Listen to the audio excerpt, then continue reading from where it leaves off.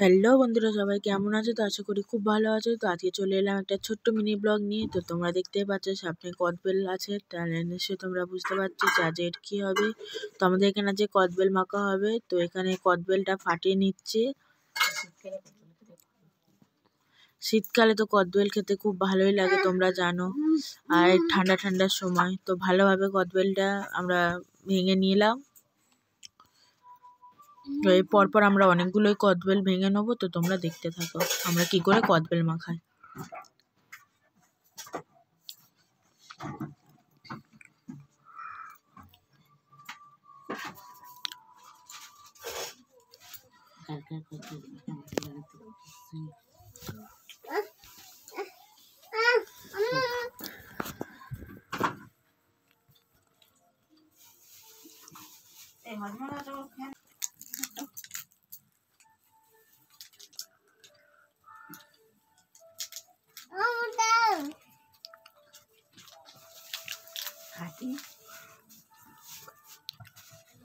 তো তোমরা দেখছো কদবেলটাকে ভালোভাবে আমরা বের করে নিচ্ছি। তত শাঁস ছিল সবই বের করে নিলাম প্রায়।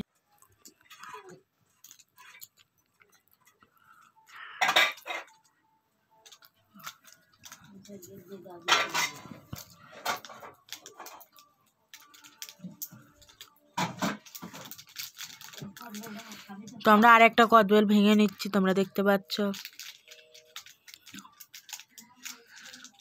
তো আমাদের কদবেলগুলো সব ভাঙা হয়ে গেছে। এবার কদবেলটাকে ভালো করে মাখিয়ে নিচ্ছি। কদবেলটা না মাখালে আমি পরের জিনিসগুলো দিতে পারবো না, ওই জন্য কদবেলটা মাখিয়ে নিলাম ভালো করে।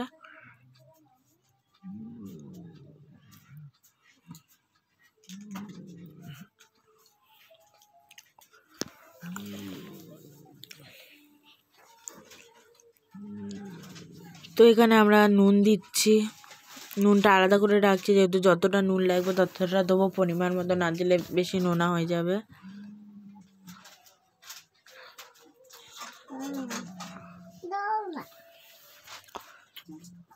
তো এবার লঙ্কা দিয়ে দিচ্ছি, দেখতেই পাচ্ছ। নুনটা আলাদা করে নিলাম, যেহেতু লঙ্কার সাথে না মাখালে লঙ্কাটা ভাঙা যাবে না, জন্য নুনের সাথে আমি মাখিয়ে নিচ্ছি।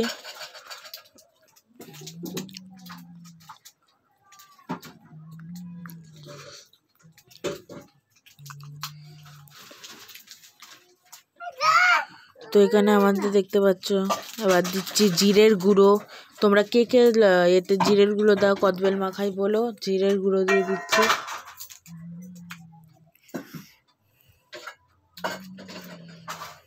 তারপর দিচ্ছি ধনের গুঁড়ো,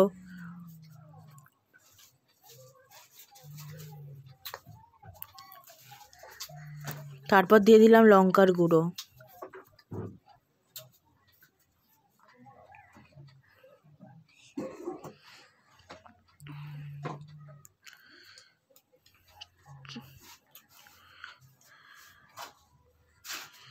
তারপর দিয়ে দিচ্ছি সর্ষের তেল, ভালোভাবে ছড়িয়ে ছড়িয়ে একটু দিয়ে দিলাম।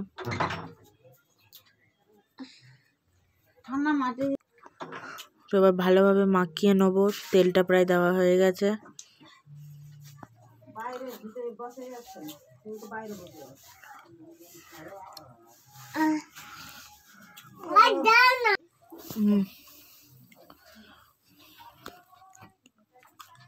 তো আমরা একটু নুন নিয়ে নিলাম, যেহেতু নুনটা একটু কম লাগলো তাই।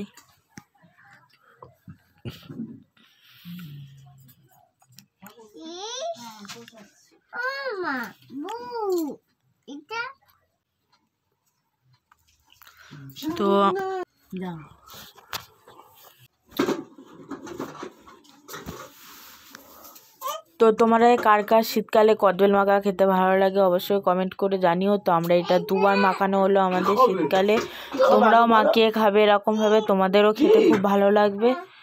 তো আমরা এখন ধনেপাতা দিয়ে দিচ্ছি এতে সবার শেষে। তো আমরা ধনেপাতা দিয়ে ভালোভাবে এবার মাখিয়ে নিচ্ছি। আমাদের মাখা প্রায় শেষই হয়ে এসছে।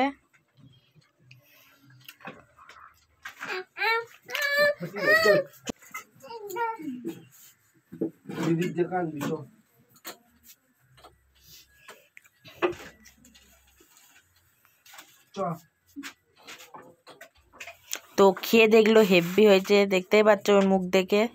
তো এবার আরেকজনকে দিয়ে বলছে কেমন হয়েছে, তো ও বলেছে খুব ভালো হয়েছে। তো আজকের ব্লগটা কেমন লাগলো অবশ্যই জানিও। টাটা।